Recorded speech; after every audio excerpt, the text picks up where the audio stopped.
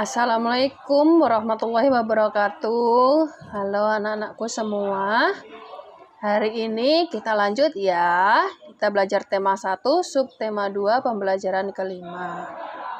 Oke, pasti kalian sudah siap ya. Yuk kita dimulai saja. Nah, coba perhatikan gambar berikut. Ada di buku kalian halaman 104 ya. Di situ ada seorang Pak Tani sedang mencangkul sawah. Pak Tani mencangkul sawah menggunakan kaki dan tangannya. Di dalam tangannya Pak Tani ini ada tulang dan otot yang bisa membuat Pak Tani menggerakkan tangan dan kakinya. Otot merupakan alat gerak aktif pada manusia. Jadi hampir semua tubuh terdapat otot ya. Nah, perhatikan gambar berikut. Di sini ada gambar tulang dan otot. Otot itu adalah jaringan yang ada di dalam tubuh manusia yang bisa menggerakkan tulang sehingga menyebabkan kita dapat bergerak. Jadi otot dan tulang itu saling bekerja sama untuk membentuk sistem untuk bergerak. Nah, jadi semuanya pergerakan harus dibantu dengan otot karena otot merupakan gerak aktif pada manusia. Nah, otot itu terbagi menjadi 3 jenis. Yang pertama, otot polos. Yang kedua, otot lurik. Dan yang ketiga yaitu otot jantung. Kalau otot polos itu dapat menggerakkan organ tubuh ya tanpa kita kendalikan. Contohnya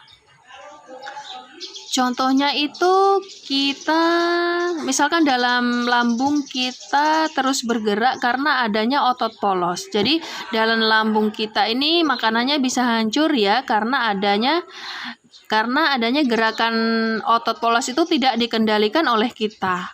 Ya, yang kedua otot lurik. Nah, otot polos itu terdapat di organ tubuh, tidak perlu mengendalikan ya. Kalau otot lurik ini otot yang menempel pada rangka tubuh. Jadi bisa menggerakkan anggota tubuh sesuai keinginan kita. Misalkan kalian ingin mengangkat tangan, menggerakkan kaki, menggerakkan jari, itu yang menggerakkan adalah otot lurik. Yang ketiga, otot jantung. Otot jantung ini khusus kerjanya untuk menggerakkan jantung kita ya. Nah, kira-kira dikendalikan atau tidak ya? Jadi, kalau otot jantung tidak dikendalikan ya, jadi dia otomatis bergerak ya, otot jantung. Otot jantung kita itu otomatis bergerak ya. Karena otot jantung ini menggerakkan jantung, jadi geraknya apa tadi? Otomatis ya. Bergerak sepanjang hidup manusia. Nah, ini ada contoh-contoh otot polos, otot lurik, dan otot jantung. Perhatikan. Ini ada otot polos. Bentuknya seperti ini ya, kalian bisa perhatikan. Contohnya apa ya? Otot polos contohnya terdapat pada alat pencernaan manusia. Nah, jadi tidak perlu dikendalikan, otomatis. Selanjutnya otot lurik. Beda kan otot polos dengan otot lurik? Kalau otot lurik ini otot yang menempel pada rangka, contohnya tuh pada gambar. Yang ketiga otot jantung. Otot jantung ini khusus apa tadi? Untuk menggerakkan jantung kita. Bentuknya pun beda. Selanjutnya kita lihat perbedaan antara otot lurik, otot polos, dan otot jantung. Dari tadi pertama bentuknya, otot lurik itu bentuknya panjang, silindris. Kalau otot polos, gelondong dan ujungnya meruncing. Kalau otot jantung panjang, silindris, dan bercabang-cabang. Kemudian kerjanya, kalau otot lurik itu dipengaruhi oleh kesadaran. Karena otot lurik ini adalah yang menempel pada rangka kita. Jadi misalkan kalau kalian untuk menggerakkan jari, menelok kanan, menelok kiri, lari di tempat itu kan kalian sadar, berarti itu dipengaruhi oleh kesadaran. Kalau otot polos dengan otot jantung itu tidak dipengaruhi oleh kesadaran. Jadi kita walaupun tertidur, dia bisa bergerak. Kemudian gerak dan ketahanannya, kalau otot lurik itu cepat, tidak teratur, cepat lelah. Kalau otot polos lambat, teratur dan tidak cepat lelah. Kemudian otot jantung teratur dan tidak cepat lelah. Jadi gerakannya teratur ya. Selanjutnya, perhatikan di situ ada gambar macam-macam desain cover buku, ada di halaman 110 ya di buku cetak kalian.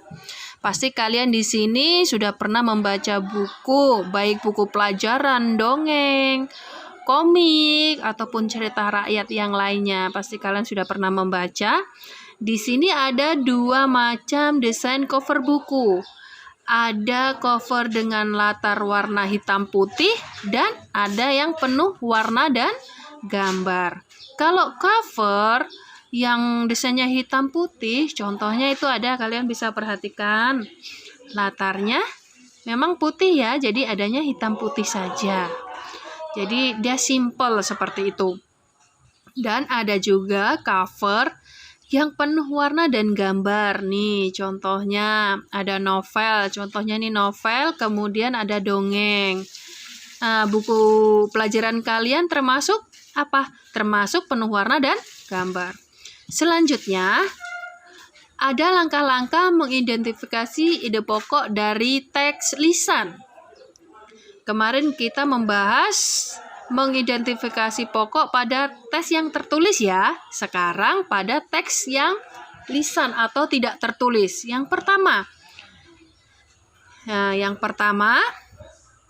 dengarkan dulu teks dengan sungguh-sungguh. Yang kedua, catat peristiwa yang sedang dibicarakan di dalam teks. Nah, dicatat yang penting ya.